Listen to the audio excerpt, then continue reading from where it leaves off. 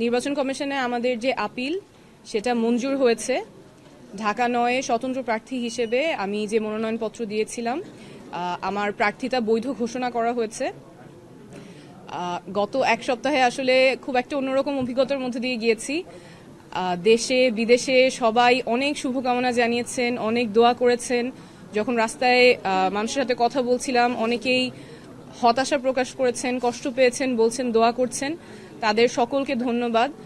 সকলের জনসমর্থনেই ইনশাল্লাহ আগামী নির্বাচনে আমি প্রার্থী হিসেবে লড়াই করতে পারবো। সেজন্য সবাইকে ধন্যবাদ। এখানে আমার আইনজীবী টিম আছে, তাদেরকে ধন্যবাদ। এবং দেশে বিদেশে যে যেখান থেকে শুভকামনা জানিয়েছেন, দোয়া জানিয়েছেন, সকলকে অনেক ধন্যবাদ। আমরা এখন স্বতন্ত্র প্রার্থী হিসেবে নির্বাচনে যে মার্কা সেটার জন্য আবেদন করতে পারবো। আমরা সেই প্রক্রিয়ায় আমাদের পছন্দ ফুটবল মার্কা, আমরা সেটা নিয়ে আবেদন করব। তারপর নির্বাচন কমিশনের সিদ্ধান্ত থাকবে। নির্বাচন কমিশনকেও ধন্যবাদ, ওনারা আমাদের যুক্তিগুলো শুনেছেন। সর্বোপরি আমরা বলছিলাম যে আমাদের দৃঢ় বিশ্বাস আপনাদের জনসমর্থন নিয়ে আগামী নির্বাচনে লড়াই করতে পারবো। ইনশাল্লাহ সবার সাথে দেখা হবে। Thank you.